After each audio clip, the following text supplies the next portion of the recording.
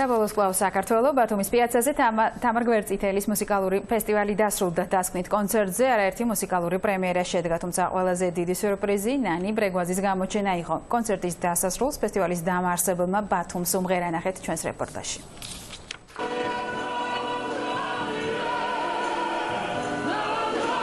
პიაცაზე აღღერებულმა მრავალჟამიერმა სტუმრებს თამარ გვერდწითელის მუსიკალური ფესტივალის დასკვნითი კონცერტის დაწყება ამცნო. ფესტივალის ფარგლებში ჩატარებულმა სხვადასხვა სახის საღამოებმა უკვე მოახერხა ის, რომ საქართველოში კიდევ ერთი მნიშვნელოვანი მუსიკალური ფესტივალი დაარსდა. დასკვნითი კონცერტი ბათუმში დაგეგმილზე მეთხანს გაგრძელდა. თუმცა ყველაზე დიდი სიურპრიზი ფესტივალის სტუმრებისთვის სცენაზე ნანი ბრეგვაძის გამოჩენა იყო. ორი პრიმა მომღერლის მიერ შესრულებული თბილისო მსმენელისთვის გამორჩეულად დასამახსოვრებელი აღმოჩნდა.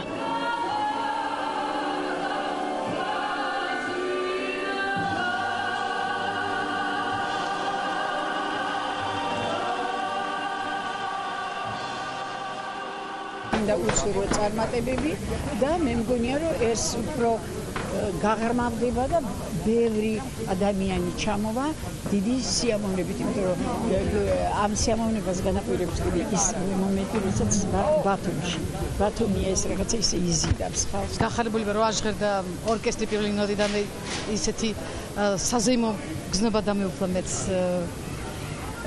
და რასაკვირველია მასშტაბი ალბათ მიღწეულია, იმიტომ რომ პუბლიკას მსმენელს ჰქონდა ისეთი ტალღა მოდიოდა დარბაზიდან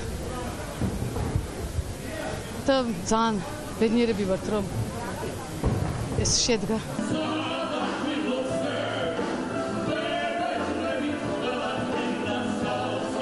ფესტივალის სტუმარი კიდევ ერთი ქართველი შემსრულებელი იყო. თემურ ციკლურმა მონატრებული მსმენელისთვის რამდენიმე კომპოზიცია შეასრულა.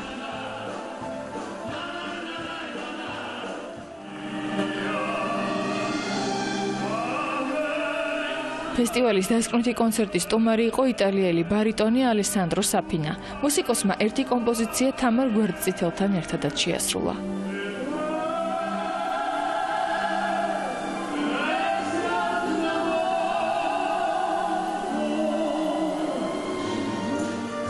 ამღერებული დიმიტრი დუჟევი ქართველ მსმენელმა უკვე მეორედ იხილა. მსახიობი საქართველოს ამჯერად მისი დიდი ხნის მეგობრის თამარ გვერდწითელის თხოვნით ესტუმრა და რამდენიმე კომპოზიციაც მასთან ერთად შეასრულა.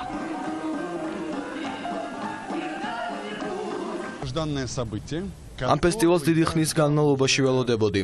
ხვალინდელი კონცერტი ჩემთვის ძალზედ საპასუხისმგებლოა, რადგან ჩემი მეგობრის სამშობლოში თავისივე ფესტივალში ვიღებ მონაწილეობას.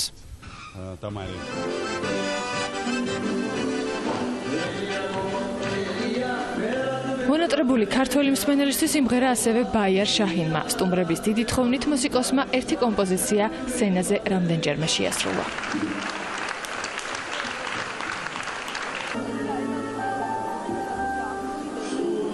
თამარ გვერდწითელის მუსიკალურმა ფესტივალმა 3 კონცერტის განმავლობაში არაერთ სტუმარს უმასპინძლა და თითოეული საღამო გამორჩეული და დასამახსოვრებელი აღმოჩნდა.